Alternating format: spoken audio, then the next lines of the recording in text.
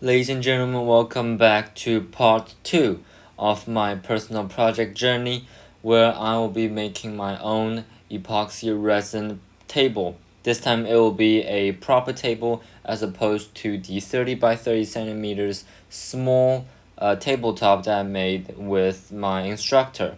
If you haven't seen part 1 of this personal project journey, I will link it in the description and you should probably watch it before this one so that it will make more sense. If you have already watched part 1, then welcome back, and this video will just be a scaled up version of my own journey and my own process. This one I expect to have a lot more mistakes and a lot more tips and tricks of what I learned. It was very enjoyable whilst making this project, and I would like to bring you along with the journey as well. Believe it or not, this piece of wood that I chose for my table actually had so many white ants inside, and there was small holes on the top and bottom of the wood, and at night you could hear the ants chewing at the wood. There was a very loud crunch noise, as if you are crushing a chip bag. It was very loud, and we had to call up the wood place again and get a replacement for this piece of wood.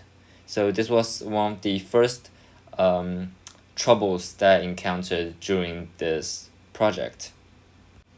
Here we are looking at is basically the plans for the size as well as the wood and epoxy ratio that I wished for my final project.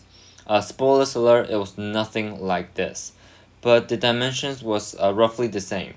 And I also wanted to keep the wood on the either side of the table just like the tabletop. So it's literally just a scaled up version with nothing too complicated. This old piece of wood was cleaned by me during this process, but after we discovered there was white ants inside of this one, we got this piece of wood replaced and refunded. And I also did the same procedure to the new pieces, which I didn't record.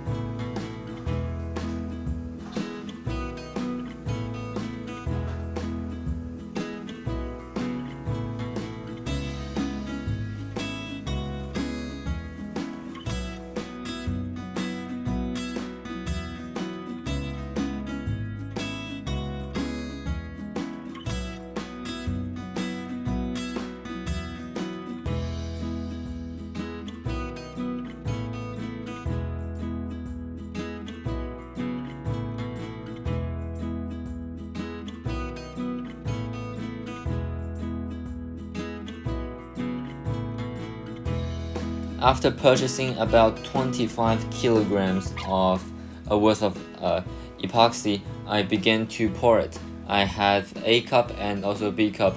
I have a weight with a lot of paper towel, also wearing gloves in order to not get messy. A cup pour was very successful, but disaster struck when I poured the B portion of the epoxy. For some reason, the B solution was a lot more watery and it just kept splashing and running down the side of the bottle.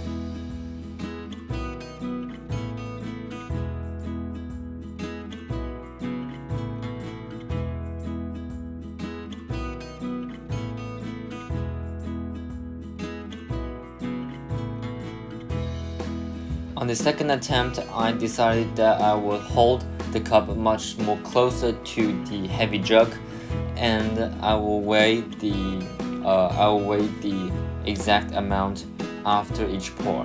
So I will pour approximately halfway up to the cup and then set it back to the plate to weigh it, and then repeat or take out some epoxy if I added too much. This way I wouldn't be pouring the B solution especially all over the ground.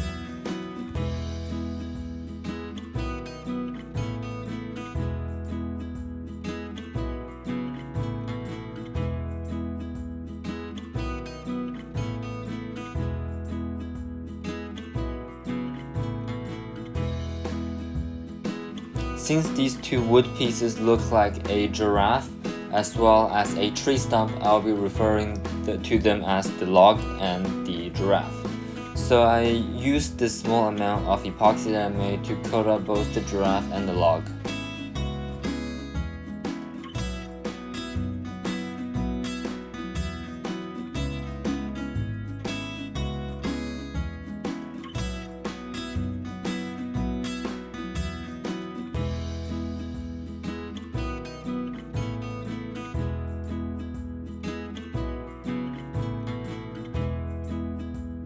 I decided to fill the edges of the wooden frame with the small amount of epoxy that I still had in the cup. Spoilers alert again, this was a huge mistake.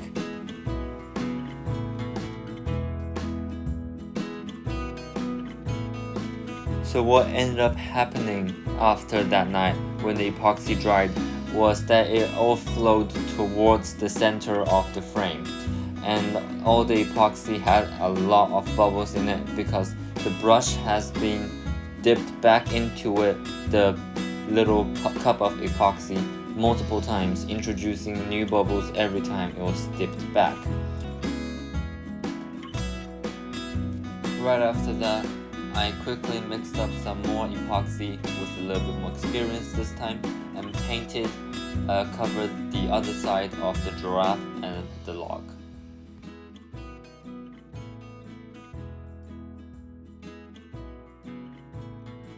So we begin to pour the A and B parts for our first pour. What I mean by first pour is that we're going to be separating the epoxy table into 3 or 4 different pours. So in order for the expansion not to actually crack the frame or the wood, we need to do the pouring slowly and wait a couple of days for it to harden to do the next pour, aka the second pour. So we've decided to use about 3 liters of epoxy each time. That means 10,000 milliliters for A and 20,000 milliliters for part B.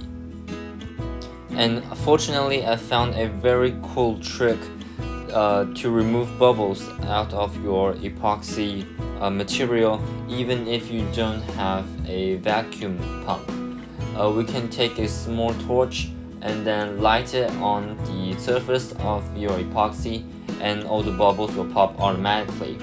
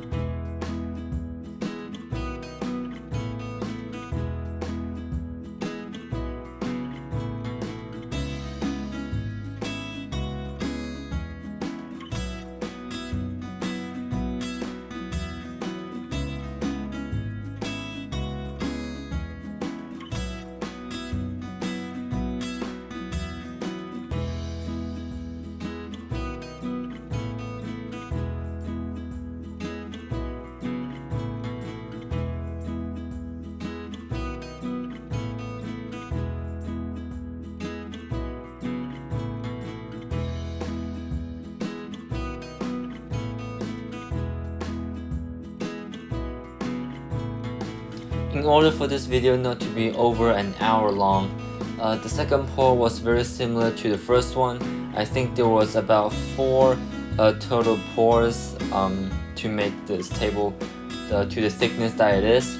I will be noting down all the mistakes and all the drawbacks that happened, but the mixing was the same. We also used the torch to clean out some bubbles, and this is the second pour basically.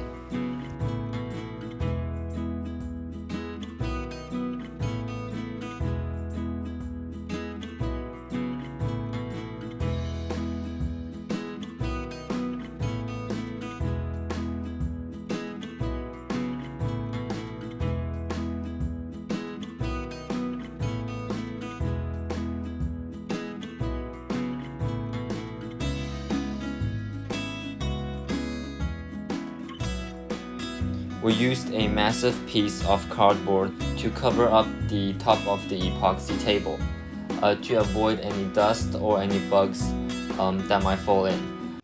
We have tried to use saran wrap before to wrap up the top of the table, but then we realized the table was so large that the saran wrap would just simply sag down and touch the surface of the epoxy table. So which is why we came to the conclusion of using a. This is a small issue that I barely noticed when pouring down the epoxy, since the consistency and the surface tension of the epoxy is even stronger than water. It doesn't like to climb up objects such as wood. So we might have to use a small brush to smooth out the edges of the epoxy so that it will be smooth.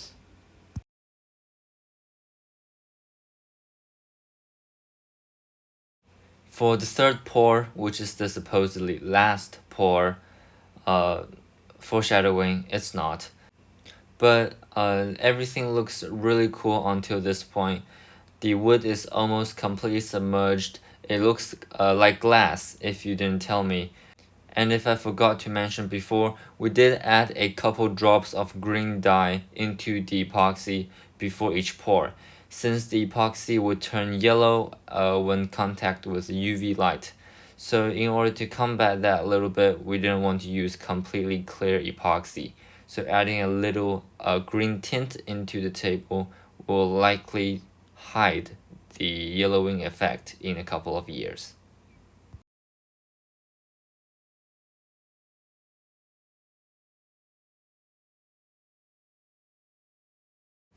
2 days later, I uncovered the cardboard box and realized there was a small issue on the surface of the epoxy table, and it was that the surface was slightly, not completely flat, but has slight wave-like textures on it, as you can see in the reflection. So we didn't really quite know what the cause of that is, but we assumed it was the use of the torch, since we used the torch to remove the air bubbles.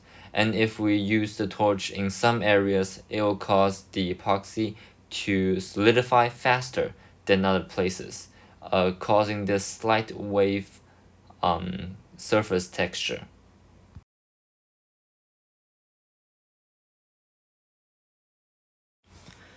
After the fourth pour that we supposedly covered up the top of the table, there was four major problems. One, the cardboard has sunk into the table, making a massive crease, and there was cardboard stuck onto it. Two, the lips on the left and right where it touches the sides of the frame has climbed up, making a possible nightmare to clean up afterwards. Three, the head of the giraffe wood has a massive hole in it because the wood wasn't completely covered weeks before. So I assumed there was a soft spot in the wood and all the epoxy just got drained inside. And now there's a big hole on the head of the giraffe as well. And lastly, the entire table is beginning to become bowed and unstable on the bottom. And I'm afraid that if we keep pouring more and more, it's going to start expanding the frame and start damaging the integrity of the epoxy itself.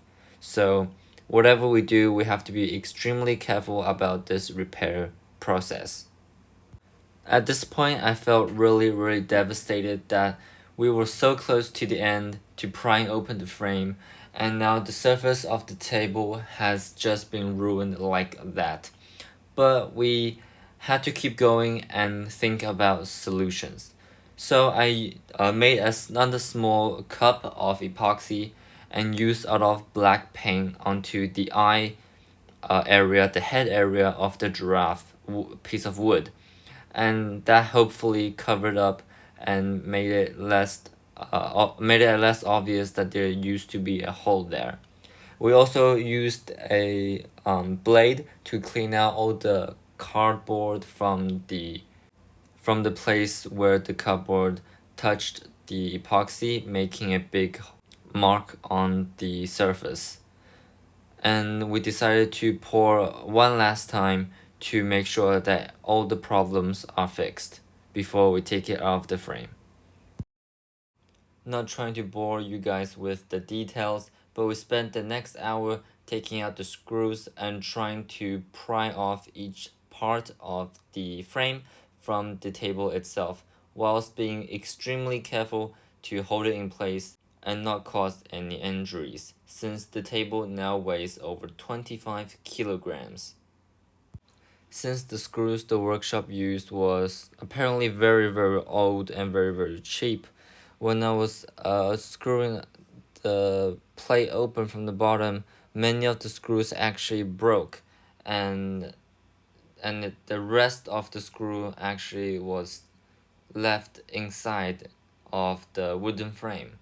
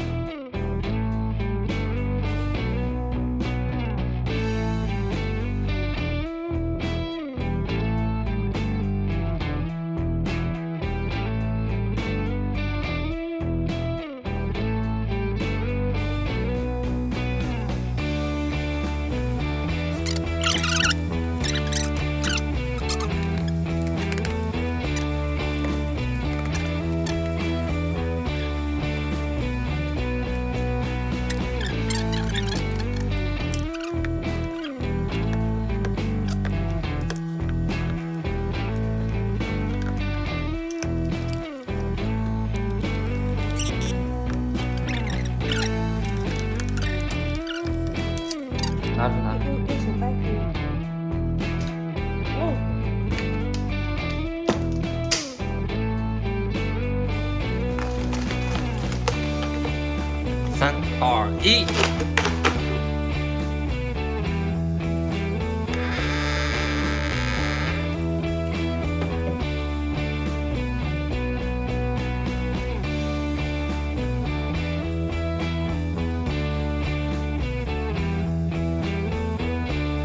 Needless to say, the bottom part of the epoxy resin table wasn't completely perfect, but that's okay since we can just fill it back up, and it will also be on the bottom side of the table, which nobody will see.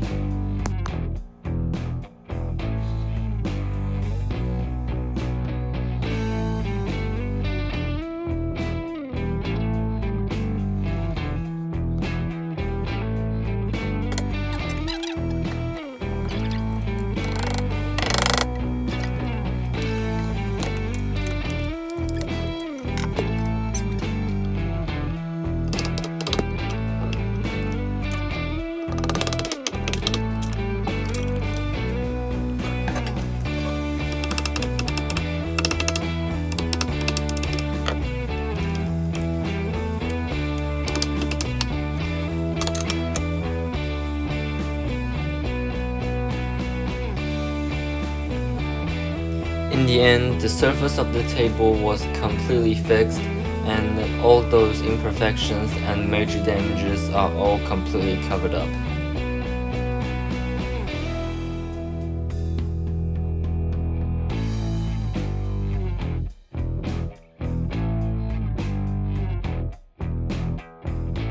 Just as a safety precaution, make sure that all of the used blades are covered in a small piece of sticky tape so that the edges are not sharp anymore.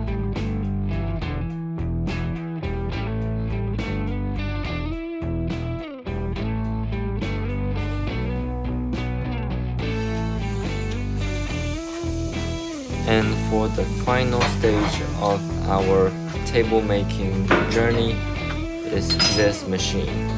So you can see this machine has two massive belt-like sandpaper.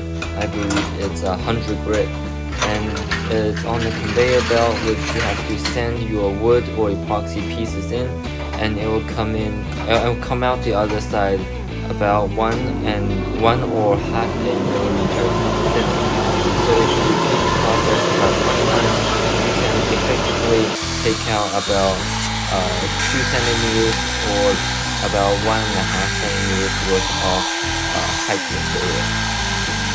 Since this last stage wasn't really my experience part, so I'll just go over it very briefly, as it is not very important. So the final product had this hazy look, and we decided to leave the sides untouched, even though it had those tape marks, but I think it looks fine. And we decided to polish and sand the top part at home, after they helped us with the coarser side of things, since the workshop only had sandpaper up to 400 grit.